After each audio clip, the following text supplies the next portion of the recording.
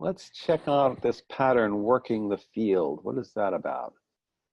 I'm going to, well, actually, I'm going to quickly talk about the picture and then read the pattern heart. It's a little descriptive paragraph, and then talk a bunch about it. There's lots of things going on here. Working the field. In and around us, we can discern subtle but potent collective fields of influence, which shape our lives and activities. Sensing into the stories, forces, expectations, and behaviors they generate, and that they depend on for their power, can enable us to consciously cultivate them to better serve life. So notice shared patterns of belief, energy, response, and systemic influence in groups and society, and help shift them in healthy directions. So this is, instead of linearity, instead of having linear impact, you're shifting a field of influence that is shaping lots of things going on within it. And this pattern, this picture that we came up with, has this guy working in a permaculture field, and he is tending, in our labels we put on here.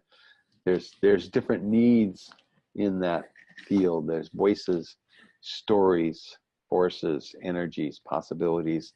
He's working with that, and the whole field, his whole field there has all these things in it. Usually when I'm thinking of fields, I'm thinking of things that are metaphorically similar to the magnetic fields, gravitational fields. They fill a space and shape what happens. You know, the gravitational field, things are moving because they're in a gravitational field. Things are moving because they're in a magnetic field. So that's the, if you can hold on to that kind of image and then go, what is like that in society, in groups, in collectives of people? What is like that? And one of my favorite forms of inquiry, and actually I helped design a whole conference on it, is thinking of narrative fields, what I call story fields. So we live in a multifaceted story. When you see advertisements, you know, the things that are in the ad, pictured or talked about in the advertisement, have certain assumptions about what life's all about. They're designed to move you in various ways to behave in different ways. So if the advertisement has a sexy woman next to a car, you know, and so many advertisements have the sexy woman with the car, you think, number one, that women are about being sexy, and number two, that cars are about getting the women, or having the women be able to attract the man, whatever. It's like, that's a narrative. And there are people who work with metaphor in the world of politics. When you have, it's like taxation. I've discussed taxation. Is taxation a burden, or is taxation a dues you pay for civilization, or a co-creative act to create the things that you want together with other people? There's all these ways to frame what taxes are, each of which carries a whole narrative about how to behave in relation to taxes. And people in political parties, and I love the word party, it's part instead of holies, you know, partisans in political parties push one or another of these metaphors, these narratives. And that's part of, they're doing it for their particular purposes, but that's part of the field. We are living in a story that has all these different dimensions to it. The feminists have a different field than the patriarchy has. You know, it's like there's different set of assumptions, and you behave in different ways, and your interactions, the media you read, reinforce that. The idea of a career, you know, there's all this career, marriage, family, all these things have narratives attached to them, and it's hard to think outside those boxes. So collectively, lots of people are responding to their lives in ways that are, dictated by these narratives.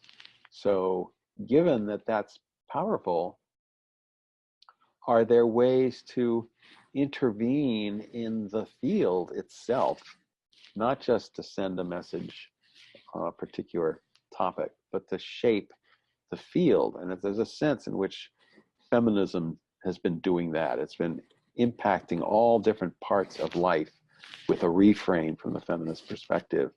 And in the United States, conservatives have done that. In other countries, the populists, whatever, there's people who are working to shift the whole field in particular directions. And this is obviously a tool that can be used for better and worse. But to be conscious of that dimension, that's going on all the time, lots of people are working the field, and what would it mean for people who believe in collective wisdom to be doing that work to help the fields evolve in ways that will support long-term broad benefit. There's a psychologist, Arno Mendel, who used to be a quantum field physicist and became a Jungian psychologist. And he's very aware of fields because of his quantum physics work. And Jung talked about the collective unconscious. And so Arno Mendel has process world work, deep democracy, he calls it, where he's like, there's a field of racism. We are all in that field. That field is everywhere. It's not like you're a racist and I'm not. It's like the voices and energies of racism exist in the field, and they're all in all of us, just like the magnetic field is in all of the iron entities that are around. Gravitational fields, all of us have gravitational fields, even while we're being affected by them. So this racism is a field phenomenon, and he works to bring those voices and energies out to talk to each other and interact through people who are part of, I was part of one that had like 200 people, mixed race, for 2 days in various interactions and in Oakland. And some reporter who was reporting on this found that after it, the crime rate in Oakland dropped. There's people who talk about that kind of phenomenon, and it feels really woo-woo, and some of it is woo-woo, and some of it is really intriguing. There's a scientist who talks about a thing called morphogenic fields and has supported experiments. The morphogenic fields are the more entities of a particular kind do something or know something, have a pattern embedded in their awareness and their behaviors, the more it becomes natural for other entities of that type to know or do that kind of thing. He once had a puzzle which he asked people on BBC, he's a British guy, asked people on BBC, what, on this sort of ink blotty thing, what is this picture? What is this a picture of? And people, at first he didn't show people that. He went around and talked to people on the streets and asked, what is this a picture of? And most people couldn't figure out what it was.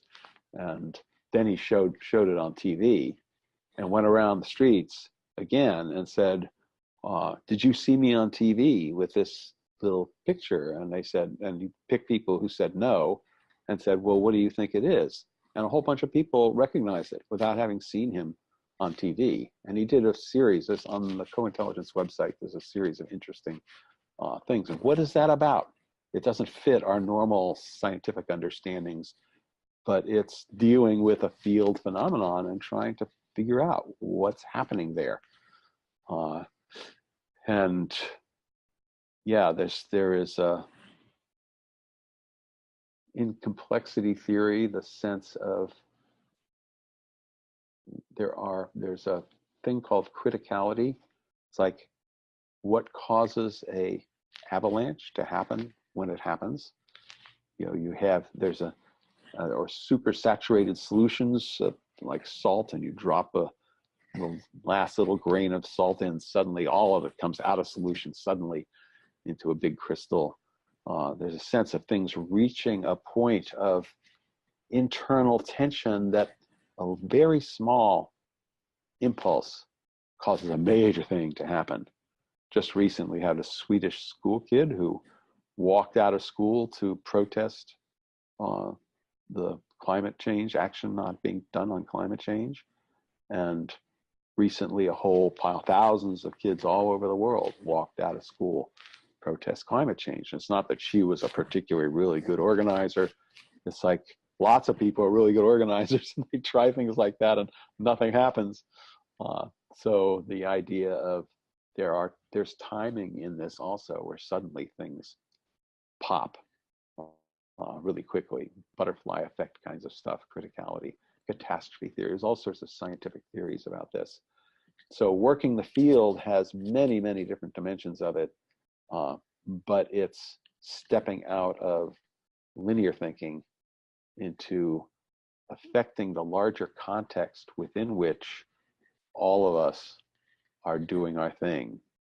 And if we're going to actually have an impact on the issues that are challenging civilization and humanity as a whole, we need to work in this realm because it is way too complex. The situations we're facing are way too complex to have linear solutions, no matter how many linear solutions you try to weave together.